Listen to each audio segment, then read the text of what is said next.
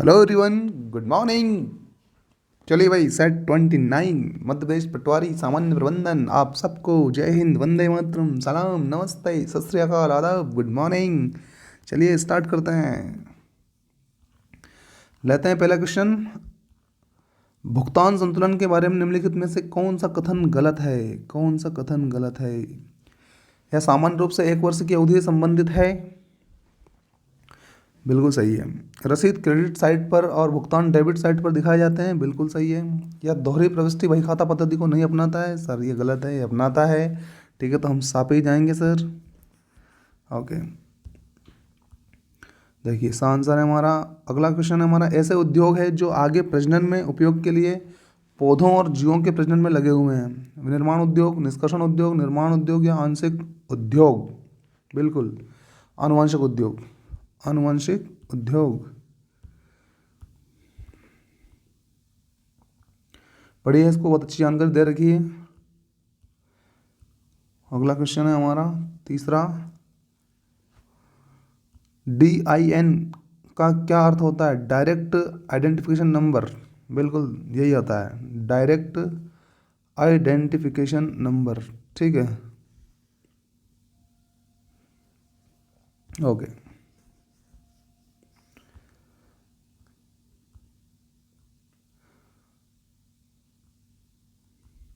पढ़िए, पूरी जानकारी दे रखी है DIN के बारे में।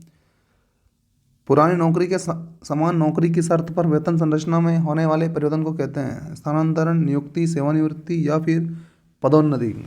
बिल्कुल राइट आंसर ए, स्थानांतरण। ठीक है ना, क्या बोलेंगे इसको हम? स्थानांतरण कहेंगे, स्थानांतरण। ओके, अगला क्वेश्चन लीजिए। पुरानी नौकरी के व्यापार की सामाजिक जिम्मेदारी निम्नलिखित में से किस और होती है? आत्म इच्छा की पूर्ति करना, स्वयं की वृद्धि करना, उपभोक्ता, आत्म मुनाफा के लिए कमाई करना। बिल्कुल राइट आंसर पहला वाला, आत्म इच्छा की पूर्ति करना। सामाजिक जिम्मेदारी निम्नलिखित में से किस और होती है? तो आत्म इच्छा की पूर्ति करना, पहला आंसर। अधिशेष कौशल वाले लोगों का पेरोल से अस्थायी निष्कासन कहलाता है। पेरोल जो होता है उससे अस्थायी निष्कासन क्या कहलाता है? छटनी, निबंधन, डिस्चार्ज या सेवानिवृत्ति। छटनी कहलाता है। क्या कहलाता है भाई? छटनी कहलाता है। छटनी कहलाता है सर।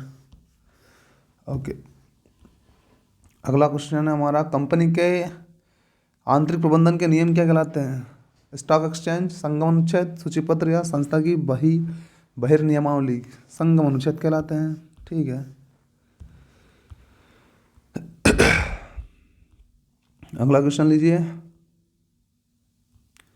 किसी विशेष वर्ष के दौरान देश के भीतर उत्पादित सभी अंतिम वस्तुओं और सेवाओं के मूल्य को के रूप में जाना जाता है? सकल राष्ट्रीय, सकल घरेलू उत्पाद, नेट राष्ट्रीय उत्पाद, कुल उत्पाद, सकल राष्ट्रीय उत्पाद, सकल घरेलू उत्पाद। ए आंसर पे जाएंगे भाई हम। ओके, तो लगाइए ए आंसर। ओके, अगला क्वेश्चन लेते हैं। वाणिज्यिक पत्र निधियों के किस प्रकार के स्रोत के अंतर्गत आते हैं? वाणिज्यिक पत्र निधियों के किस प्रकार के स्रोत के अंतर्गत आते हैं? सामान्य शेयर, दीर्घकालिक स्रोत, अल्पकालिक स्रोत या मध्य अवधि के स्रोत। नौवा का सा आंसर है हमारा, अल्पकालिक स्रोत में आते हैं। ये किस में आते हैं? अल्पकालिक स्रोत में आते हैं। अगला क्वेश्चन है, निम्नलिखित में से कौन सा प्रशासन और प्रबंधन के बीच अंतर को सबसे उचित ढंग से व्यक्त करता है? प्रबंधन निर्णय लेने का कार्य है, जबकि प्रशासन एक कार्यकारी प्रकार्य है। प्रशासन यह तय करता है कि कार्य किसके द्वारा किया जाना है चाहिए और उस व्यक्ति द्वारा इसे कैसे किया जाना चाहिए, जबकि प्रबंधन यह तय करता है कि कैसे और कब करना है। बिल्कुल राइट आंसर यही वाला बी, कैसे और कब करना है। ठीक है, दोनों में शानदार अंतर बताया है। वह स्थान जहाँ खरीदार और विक्रेता एक दूसरे के संपर्क में आते हैं। उत्पाद, कार्य, चैनल और बाजार। अब ये तो आप भी समझते होंगे कि खरीदार और विक्रेता कहाँ पे आता है? बाजार में आता है। और कहाँ आता है सर? है ना? ओके, तो अगला क्वेश्चन लेते हैं हम। SLR का क्या मतलब है? स्टेशनरी लिक्विड रेट या फिर स्टैट्यूटरी लिक्विडिटी रेशियो, स्ट्रेटलेस रोल या strength liquid rate. B answer आएगा। ये ठीक है। SLR को हिंदी में क्या बोलते हैं भैया? वैधानिक तरलता अनुपात, है ना? बिल्कुल। तो और डिटेल में आप देखें, दे रखा है पूरा कंप्लीट। ठीक है। किसी देश के निवासियों और शेष विश्व के बीच का एक निश्चित अवधि के दौरान सभी आर्थिक लेन देन का एक व्यवस्थित रिकॉर्ड क्या कहलाता है?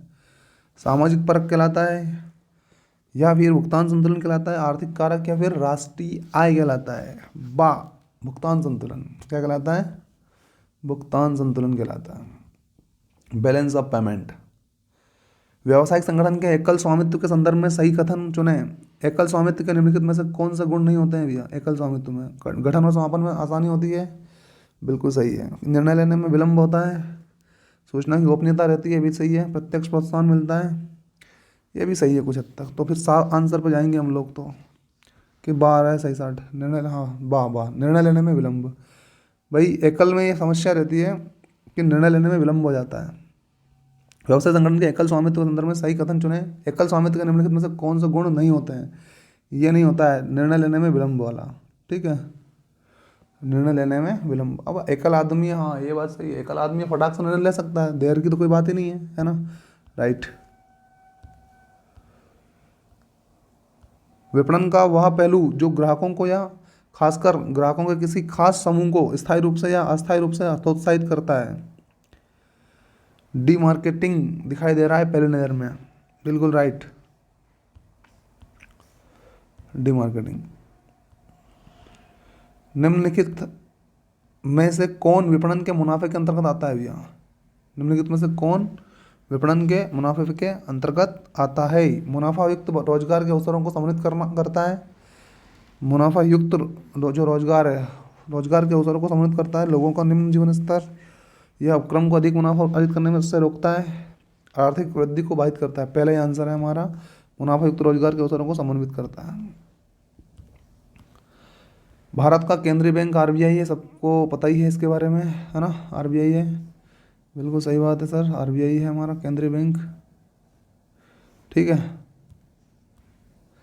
भारत का केंद्रीय बैंक RBI है। संगठन के नियमों का उल्लंघन करने के कारण किसी कर्मी को पेरोल से अलग करने का प्रावधान निम्नलिखित में से किसके अंतर्गत आता है? छटनी के अंतर्गत आता है, या फिर निबंधन के अंतर्गत आता है, या फिर सेवानिवृत्ति के अंतर्गत आता है, या फिर बर्खास्तगी के अंतर्गत आता है? बिल्कुल सही है, छटनी के अंतर्गत आता है। किसके अंतर्गत आता है? छटनी के अंतर्गत आता है। ठीक है, अगला क्वेश्चन लेते हैं। निम्नलिखित में से कौन यह परिभाषित करता है कि प्रबंधन सार्वत्रिक है? प्रबंधन सार्वत्रिक है। प्रबंधन सिद्धांत दो तकनीकों को सार्वभौमिक अनुप्रयोग होते हैं, बिल्कुल सही बात है ये भी। बी, उन्हें केवल सामाजिक संगठन पर लागू किया जा सकता है, बिल्कुल गलत बात है ये तो।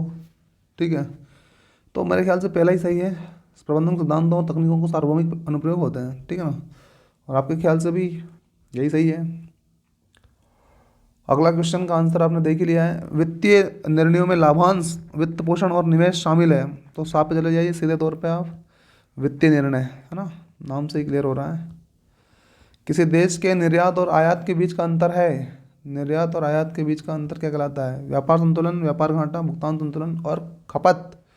बिल्कुल राइट आंसर आ, व्यापार संतुलन, व्यापार संतुलन। ओके, प्रबंधन काम पूरा कराने की कला है। Mary P Follett, L Urwick, FW Taylor, Henry Fayol. ठीक है, बताइए किसने कहा था प्रबंधन काम कराने की एक कला है? राइट, मैरी पी फॉलेट ने कहा था, मैरी पी फॉलेट ने कहा था सर।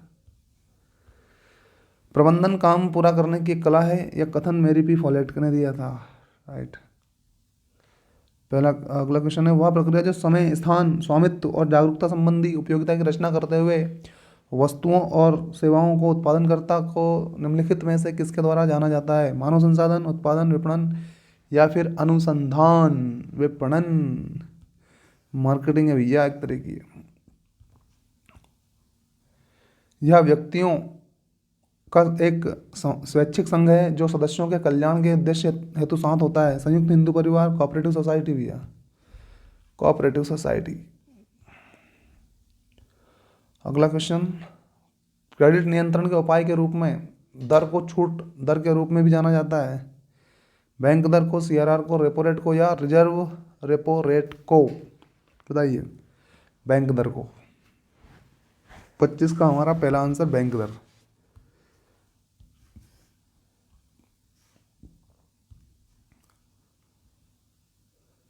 क्रेडिट नियंत्रण के उपाय के रूप में बैंक दर को छूट दर के रूप में भी जाना जाता है। थैंक यू एवरीवन, मिलते हैं नेक्स्ट एपिसोड में। Bye, take care and good day. Thank you.